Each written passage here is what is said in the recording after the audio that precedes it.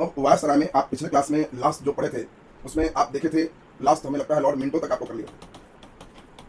Morley Minto सुधार अधिनियम, Lord Minto second, Morley Minto सुधार अधिनियम 1909 का वो आपका हो चुका है। चलिए बहुत बढ़िया। आज मिंटो के बाद हम लोग जो पढ़ेंगे उसमें हम लोग को ध्यान रखना है, सबसे इंपॉर्टेंट हो गया, यहाँ से तो नाम भी आपको याद करना पड़ेगा, लॉर्ड हार्डिंग। लॉर्ड हार्डिंग आपको ध्यान रखना है, एकदम बिल्कुल स्वस्थ, एकदम खूब बढ़िया से आज का क्लास खूब ध्यान से समझिए। हार्डिंग पहले से भी आ चुका है तो बिल्कुल लॉर्ड हार्डिंग द्वितीय, बिल्कुल सही आपने सोचा। चलिए इसके बाद हम लोग देखेंगे Lord Chelmsford. Lord Chelmsford, Hardinge के बाद हम लोग जो दूसरा नंबर देखें वो चेम्सफोर्ड हो गया। इसके बाद हम लोग देखें लॉर्ड रीडिंग।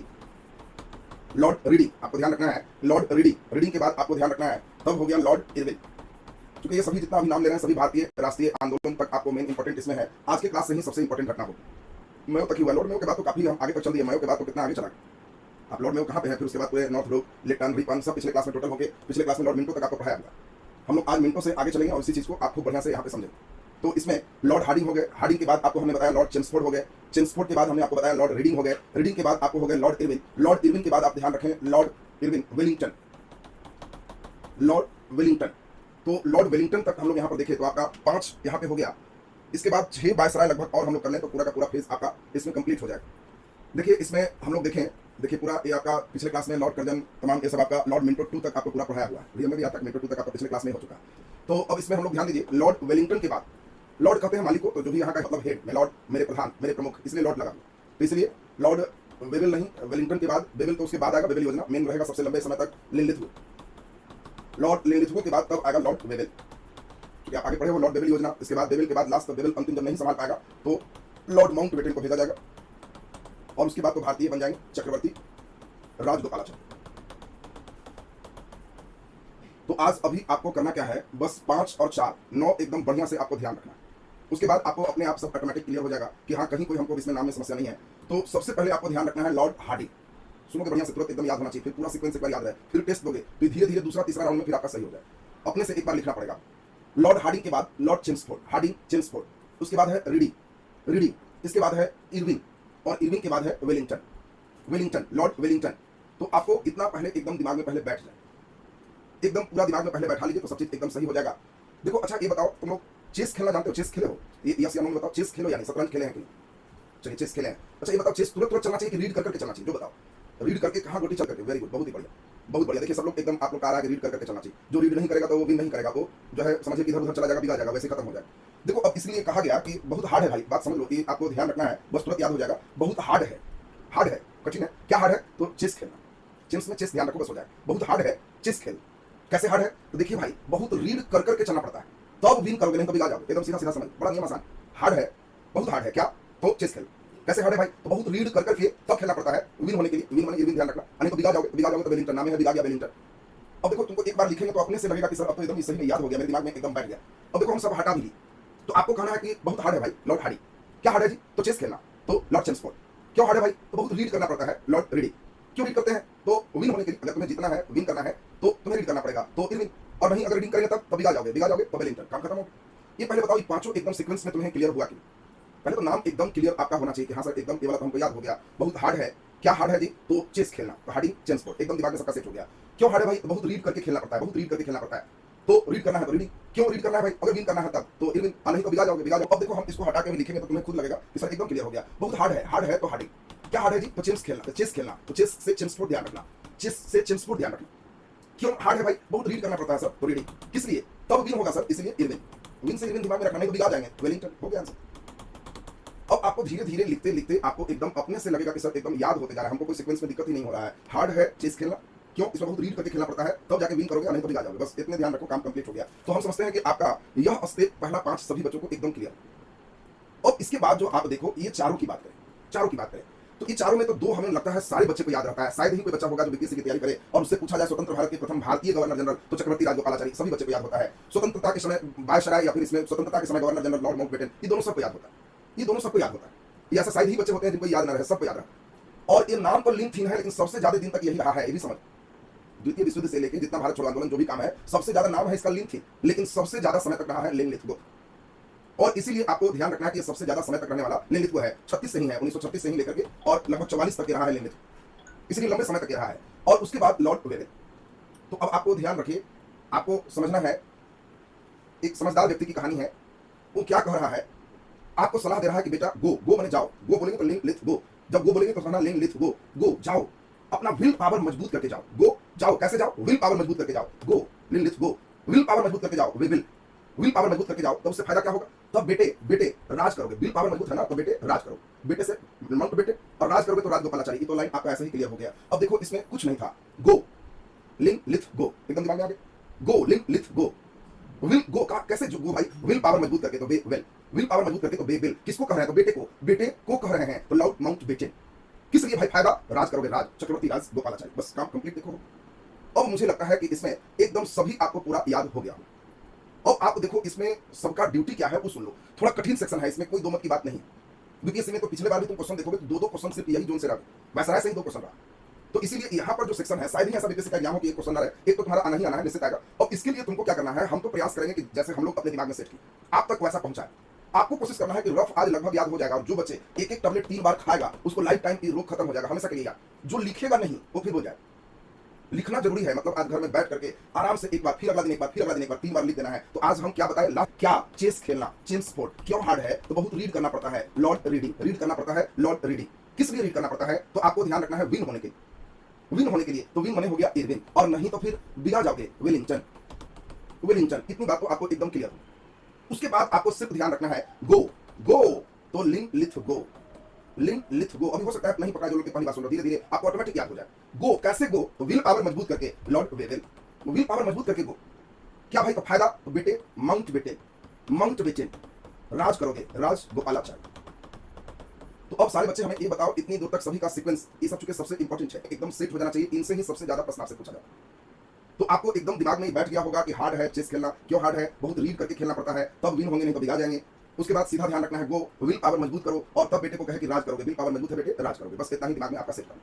तो अब ये बताओ, बिल्कुल याद हो गया है, 3 बार लिखे भी हैं, वेरी गुड, बहुत सुंदर। जो बच्चे 3 बार लिख रहे हैं उन लोग को समझो कि एकदम तुम्हारी आज न कल ज्वाइनिंग लेटर तुम्हें मिलना ही मिलना, कोई नहीं रोकेगा तुम्हें, क्योंकि कुछ जो सेक्शन है उसको सब लोग केवल पीडीएफ में अपने घर में रखे रहता है।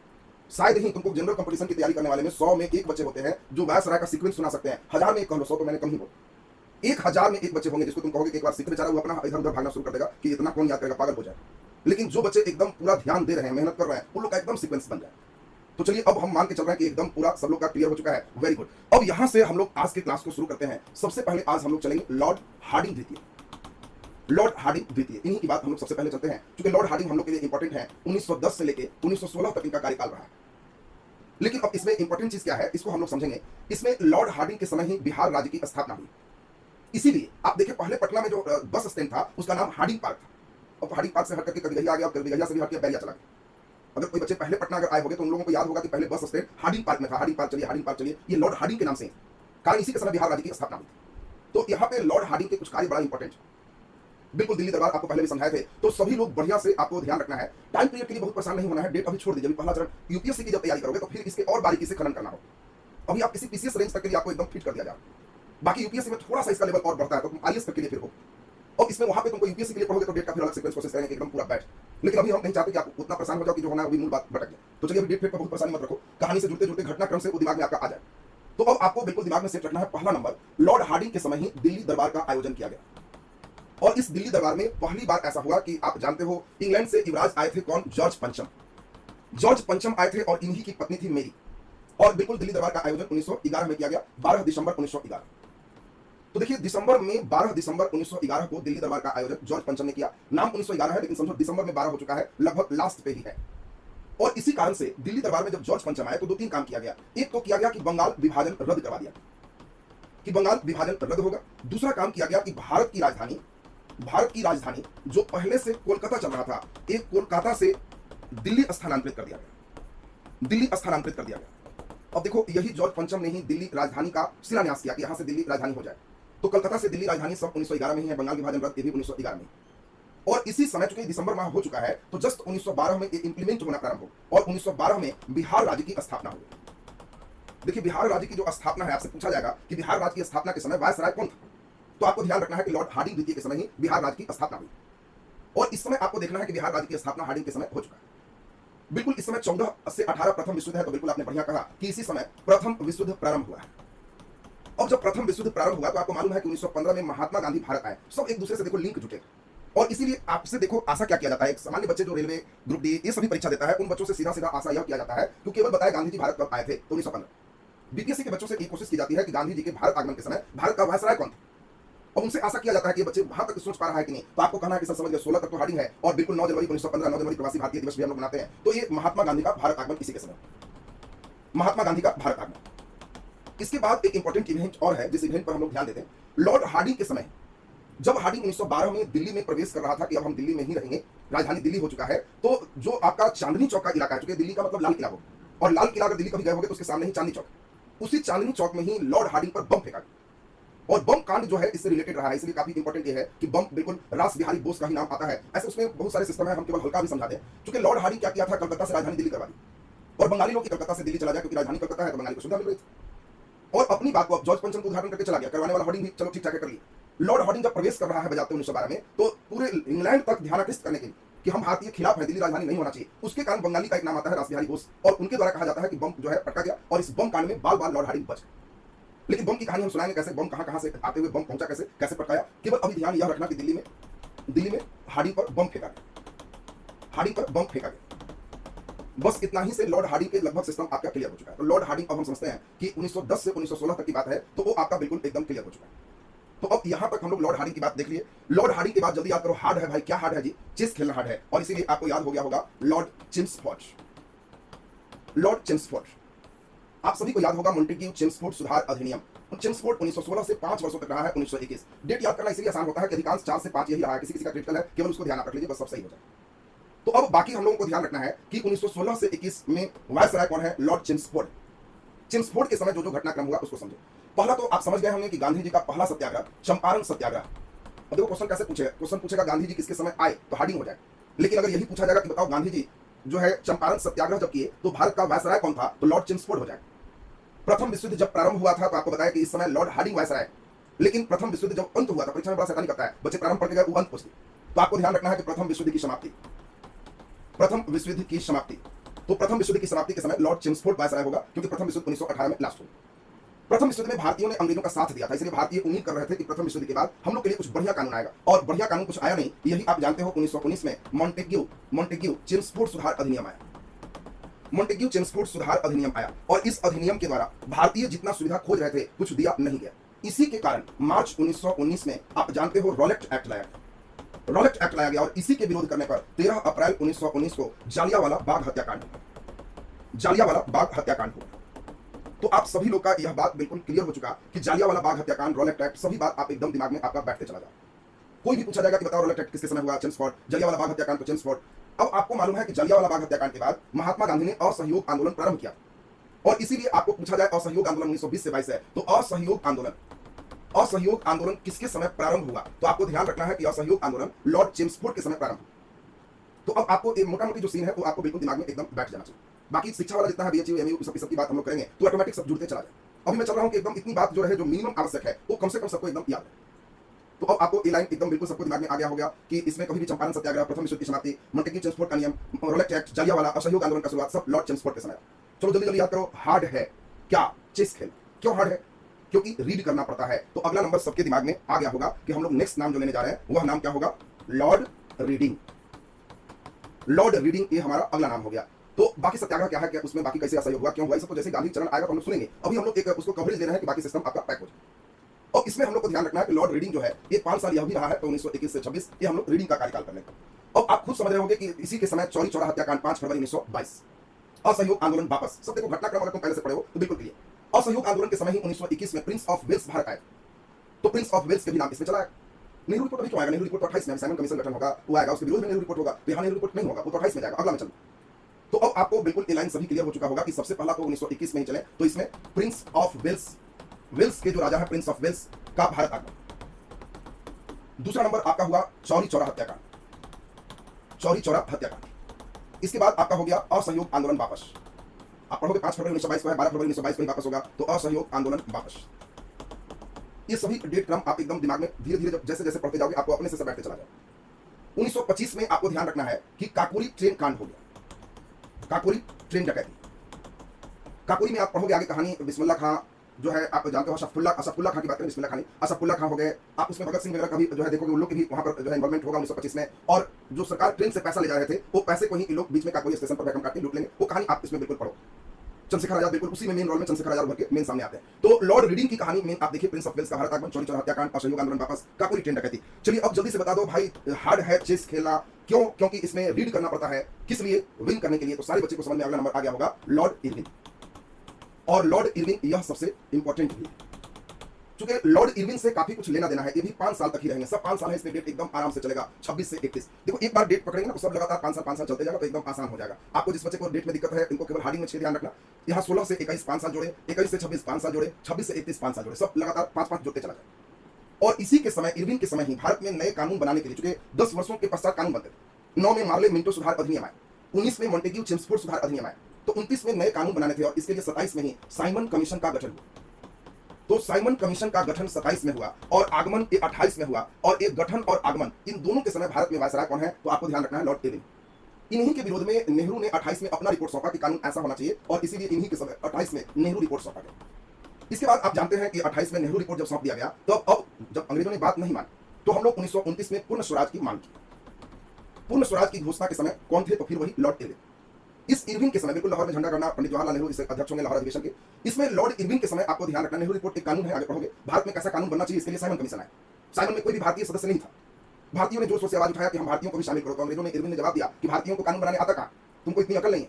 और इसी कारण से नेहरू की अध्यक्षता में एक कमेटी बनाई गई कि हम लोग को कैसा कानून चाहिए, हम लोग बना के देते हैं, वो पोर्टली नेहरू रिपोर्ट। और इसके बाद हम लोग जरा देखें, पूर्ण स्वराज 1929 का होगा, इसी समय होगा। और इसी समय महात्मा गांधी सविनय अवज्ञा आंदोलन प्रारंभ करें।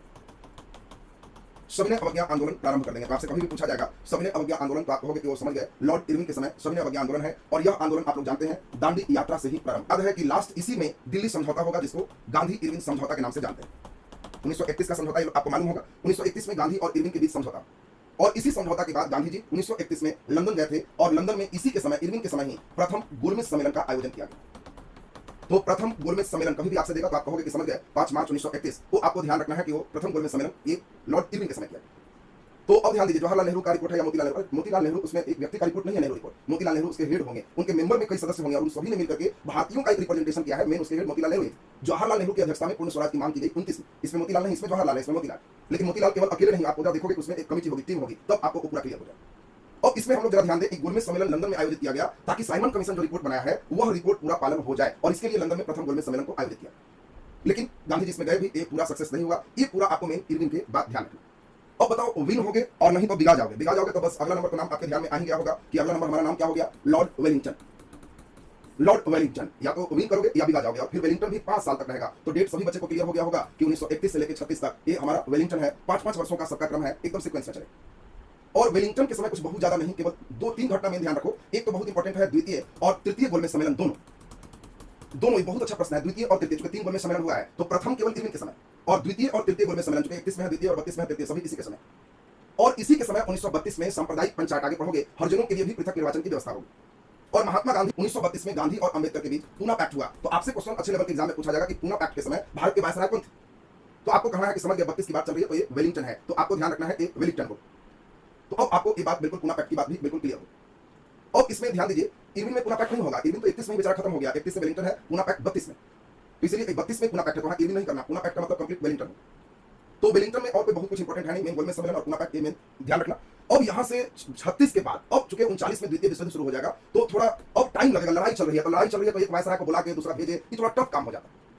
हाँ बिल्कुल, 35 का अधिनियम आप वेलिंगटन में ला सकते हैं, बढ़िया। तो बर्मा इंडिया से अलग होगा, चलिए वो भी अच्छा है, उसको भी आप 35। अगला नंबर जो है ये सबसे इंपॉर्टेंट हो गया, लॉर्ड लिनलिथगो। लॉर्ड लिनलिथगो ये 2-3 कारण से इंपॉर्टेंट हो गया, क्योंकि इन्हीं के समय द्वितीय विश्व युद्ध शुरू हो।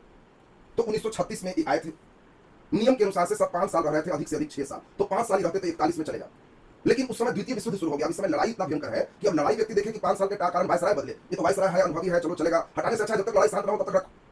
और इसीलिए द्वितीय विश्व युद्ध 1944 तक जाकर के तब कुछ स्थिति सही हुआ है, इसीलिए 36 से 44 तक लॉर्ड लिनलिथगो रहा। और इसी कारण से सबसे इंपॉर्टेंट यह हो गया कि आपसे पूछा जाए लॉर्ड लिनलिथगो, तो ये ध्यान रखना सबसे अधिक समय तक वायसराय, सबसे अधिक समय तक वायसराय। तो अब आपको ये लाइन बिल्कुल क्लियर हो गया कि सबसे अधिक समय तक वायसराय कौन रहा। तो अब आपको ये लाइन बिल्कुल क्लियर हो चुका है। अब इसमें आपका पहला नंबर ये लाइन स्पष्ट हो गया कि सबसे अधिक कौन रहे, लिनलिथगो। दूसरा नंबर आपसे पूछा जाएगा कि द्वितीय विश्व युद्ध किसके समय प्रारंभ हुआ, तो लिनलिथगो। आपको मालूम है द्वितीय विश्व युद्ध जब शुरू होगा तो यहाँ समझाने के लिए क्रिप्स मिशन आएंगे। क्रिप्स मिशन आएंगे कि भारतीय लोग सहयोग करो, लेकिन हम लोग उसको सहयोग नहीं करेंगे। हम लोग ने एक अलग आंदोलन कर दिया और उस आंदोलन का नाम आप जानते हो, भारत छोड़ो आंदोलन। और भारत छोड़ो आंदोलन जो आप देख रहे हो ये किसके समय है? लॉर्ड लिनलिथ के। तो अब आपको बिल्कुल ये सभी बात आपको क्लियर हो गया होगा कि द्वितीय विश्व युद्ध, क्रिप्स मिशन, भारत छोड़ो आंदोलन, 8 अगस्त 1942 सब डिटेल कहानी जब पढ़ोगे तो अपने आपको सब चीज क्लियर होकर चला जाए। तो ये आपका बिल्कुल सभी स्टेप एकदम क्लियर हो। तो अब ध्यान दीजिए, लॉर्ड लिनलिथगो का स्टेप भी आपका क्लियर हो गया। चलो लॉर्ड लिनलिथगो के बाद अगला नंबर जल्दी से बताओ नेक्स्ट कौन हो। तो आपको मालूम है विल पावर बढ़ाओ, विल पावर बढ़ाओ, वेरी गुड, लॉर्ड वेविल। अब देखो वेविल को 1944 में भेजा गया कि तुम जाओ और भारत में सब चीज सही करो। रहता तो लंबा, लेकिन वेविल को 47 में ही वापस बुलाना पड़ा, क्योंकि वेविल ने शिमला सम्मेलन किया, वेविल समझौता लाया। भारतीय एग्री नहीं कर रहे थे, गांधी कह रहे थे पाकिस्तान बटने ही नहीं देगी, और कैसे भारत को आजाद किया जाए ये वेविल को समझ में ही नहीं आ रहा था। इसलिए इसको 47 में 3 ही साल बाद इनको विड्रॉ करना पड़ा। इनके समय एक दो खास बात रही, इन्हीं के समय कैबिनेट मिशन आया। बिल्कुल कैबिनेट मिशन के कारण ही हमारा संविधान बना और संविधान सभा का चुनाव हुआ। संविधान सभा का चुनाव इन्हीं के समय हुआ। इन्हीं के समय आप सभी को मालूम है कि संविधान सभा का पहला बैठक भी होगा। संविधान सभा का पहला बैठक, दूसरा बैठक, ये सभी आप जानते हो कि संविधान सभा का पहला बैठक कब हुआ। इस अपडेट सभी बच्चे को एकदम लगभग क्लियर होता है कि 9 दिसंबर 1946 पहला बैठक हुआ। तो 1946 में जो भी बैठक होगा इस बीच में ही वेविल आ जाएगा। संविधान सभा का चुनाव तो 1 जुलाई 1946, तो 46 में चुनाव भी होगा। कैबिनेट मिशन 1946 तो इसी समय होगा। वेविल ने बहुत समझाने के लिए 2 चीज किया। एक तो शिमला सम्मेलन का आयोजन किया, शिमला में सब लोग को बुलाया और अपनी एक योजना लाया जिसका नाम है वेविल योजना। लेकिन इस पर जब कोई बात नहीं बनी, वेविल एकदम जस्ट फेल्यूर हो गया। बिल्कुल इसके समय आप कह सकते हैं द्वितीय विश्व युद्ध की समाप्ति, द्वितीय विश्व युद्ध की समाप्ति, द्वितीय विश्व युद्ध की समाप्ति। तो इसके समय जब कोई प्रोग्राम वैसा नहीं हुआ कि लास्ट कैसे किया जाए, तब वेविल को विड्रॉ कर लिया और एक व्यक्ति को भेजा गया जिसका नाम है लॉर्ड माउंटबेटन। और यही देखो माउंटबेटन 47 में ही आते हैं और इसीलिए अगला नंबर आपका हो गया लॉर्ड माउंटबेटन। बस माउंटबेटन 47 में ही आएंगे, 48 तक रहेंगे, देश इन्हीं के समय आजाद होगा। और इसीलिए बहुत इंपॉर्टेंट लॉर्ड माउंटबेटन से आपको कई प्रश्न पूछे जाएंगे। पहला नंबर, इन्हीं के द्वारा भारत विभाजन की घोषणा की। भारत विभाजन की घोषणा से कभी भी पूछा जाए कि किसके समय भारत और पाकिस्तान विभाजन की बात हुई, लॉर्ड माउंटबेटन, यही तैयार किए गांधी और तमाम लोग। दूसरा नंबर आपके लिए सबसे इंपॉर्टेंट हो गया कि यह अंतिम वायसराय। तीसरा नंबर सबसे इंपॉर्टेंट हो गया कि इसी के समय भारत के स्वतंत्रता जो अधिनियम है, स्वतंत्रता विधेयक है, आप जानते हो 4 जुलाई 1947 को ही प्रस्तुत होगा, तो स्वतंत्रता अधिनियम पारित हुआ। 4 जुलाई 1947 को लंदन में भारत स्वतंत्रता अधिनियम पारित इसी के समय हुआ। लॉर्ड माउंटबेटन के समय ही भारत स्वतंत्र हुआ। यह इंपॉर्टेंट हो गया कि स्वतंत्र भारत के प्रथम गवर्नर जनरल थे, क्योंकि जब भारत स्वतंत्र हो गया तो वायसराय का पद खत्म हो गया, अब गवर्नर जनरल कहा गया। और इसीलिए आपको यहां पे किया गया कि स्वतंत्र भारत के प्रथम गवर्नर जनरल कौन थे, लॉर्ड माउंटबेटन। स्वतंत्र भारत के अब 48 तक रहे हैं। 48 के बाद अंग्रेज, देखो अंग्रेज सीधा सीधा कहा था, एक बच्चे पूछा 47 में आजाद हो गया तो 48 तक क्यों, कृतिका जी का पूछना, बहुत अच्छा सवाल। अंग्रेज कहा कि देखो हम तुमको छोड़ के तुरंत नहीं चले जाएंगे, तुम अपना संविधान बनाओ, नियम लाओ, सब लागू कर दोगे फिर हम चले जाएंगे। तो अभी तो संविधान बनना ही शुरू हुआ है। संविधान 2 वर्ष 11 महीना 18 दिन लगेगा। 1950 तक संविधान हमारा लागू होगा। जब मेरा संविधान लागू हो जाएगा तब वहां से अंग्रेज हस्तक्षेप नहीं करेंगे। जब तक लागू नहीं होगा, अंग्रेजों का कहना है कि हम तुमको अचानक छोड़ के चले जाएंगे और यहाँ कोई दंगा होगा, तुम लोग मारे जाओगे तो कहोगे सब अंग्रेज षड्यंत्र किया, मार रहा है, इसलिए हम तुमको सब चीज व्यवस्थित करवा देंगे, उसके बाद निकल जाए। तो इसीलिए आपको यहाँ पर ध्यान रखना है कि लॉर्ड माउंटबेटन 47 में आजादी का मतलब ये नहीं है कि आजादी हो गया तो बस अंग्रेज चला। अंग्रेज कहा कि अपना नियम बनाइए, इसीलिए कैबिनेट मिशन लाया, संविधान सभा का चुनाव किए और संविधान लिखा। अंग्रेज जाने के लिए कैसे माने, इसके लिए बहुत अच्छी कहानी है। मेन है कि जो द्वितीय अंग्रेज नहीं जाता, द्वितीय विश्व युद्ध जो 1939 से 45 हुआ, इस समय अंग्रेजों की स्थिति द्वितीय विश्व में खराब हो, उसकी ताकत कमजोर हो गई। और दूसरा वहां पे एक प्रधानमंत्री का चुनाव था, एक चर्चिल और दूसरा इटली। और वहां पे चूंकि इंग्लैंड में भी 2 तरह के लोग थे, कुछ लोग चाह रहे थे कि अपना देश संभाल लेगा, दूसरे कहा क्यों कब्जा किया, अपना देश संभाल, और कुछ लोग का कहना था कि दूसरा भी संभालो, चलो ठीक है चले। तो उसी में लेबर पार्टी के इटली जो क्लीमेंट इटली है, इसका शुरू से स्लोगन था कि अगर हम हेड बनेंगे ना तो भारत को आजाद करें। और एक चर्चिल का पक्ष में कहना था कि नहीं वैसा नहीं होगा, हम सब जगह अधिकार रखेंगे। लेकिन चुनाव में चर्चिल हार गया, इटली जीत। तो 2 पहलू सबसे इंपॉर्टेंट हो गया। एक तो लंदन में ऐसा व्यक्ति प्रधानमंत्री बना जो उदारवादी है, वो कह रहा है कि नहीं हम अपने देश को संभालेंगे, दूसरे से मतलब नहीं रखेंगे। और दूसरा द्वितीय विश्व युद्ध में इनकी ताकत कमजोर, और इसी कारण से वेविल को भेजने वाला इटली ही है। वेविल के समय ही इटली घोषणा कर दिया था कि हम भारतीयों को उनका स्वयं का अधिकार दे देंगे, आप अपना संविधान बनाए। और उसके लिए कैबिनेट मिशन को इटली नहीं भेजवाया था, वेविल के समय। और उसके बाद तब आप देखें कि यहाँ पे धीरे धीरे इटली के समय ही लॉर्ड माउंटबेटन आया कि कैसे बटेगा भाई। देखो तो सब हम लोग तैयार हुए, 3 लोग पूरा तैयार होकर के अपना खाका तैयार, इधर कानून बन रहा है, अंग्रेज भी हैं। लेकिन जब 48 हो गया अब अंग्रेज लगभग जा चुके थे। तो लॉर्ड माउंटबेटन चुके जवाहरलाल नेहरू के बहुत अच्छे साथी भी रहे, लेकिन ये भी कहा कि भाई अब हम भी निकलते हैं। तो गांधी जी के ही समधि यही है चक्रवर्ती राजगोपालाचारी, चक्रवर्ती राजगोपालाचारी। गांधी जी के बेटा से इनकी बेटी की शादी, इस समधि है गांधी जी। और यही 1948 में बागडोर संभाले, कब तक, जब तक संविधान लागू नहीं हो गया। 26 जनवरी 1950 को संविधान जैसे ही लागू हो गया वैसे ही अब यह पद समाप्त करके इसकी जगह राष्ट्रपति का पद कर दिया गया। और राष्ट्रपति का पद पर एक परमानेंट फिर राजेंद्र बाबू वहां निर्वाचित हो। तो इनके लिए आपको 2 क्वेश्चन आता है। पहला, भारत के अंतिम गवर्नर जनरल कौन थे, अंतिम गवर्नर जनरल। और दूसरा इंपॉर्टेंट आता है स्वतंत्र भारत के प्रथम भारतीय गवर्नर जनरल। क्योंकि ये भारतीय हैं तो स्वतंत्र भारत के प्रथम भारतीय गवर्नर जनरल की बात होगी तो चक्रवर्ती राजगोपालाचारी। देखो यहाँ बेटे नहीं कहना, भारतीय शब्द लगा दिए तो आपको चक्रवर्ती राजगोपालाचारी हो जाएगा गवर्नर जनरल। हाँ, अगर आपको भारतीय शब्द नहीं लगाएंगे लॉर्ड माउंटबेटन हो जाएगा। तो अब हम लोग यहाँ तक समझते हैं कि पूरा स्टेप आपका क्लियर हो चुका है। एक बार ईमानदारी से इसको बढ़िया से पढ़ लीजिएगा, कल से मॉडर्न के स्टेप्स कुछ अलग हो जाएंगे। एक टेस्ट इसमें हम लगा लेंगे, पूरे मिलाकर के एक अच्छा टेस्ट आपका हो जाएगा, और एक टेस्ट के बाद आपका पूरा सीक्वेंस क्लियर।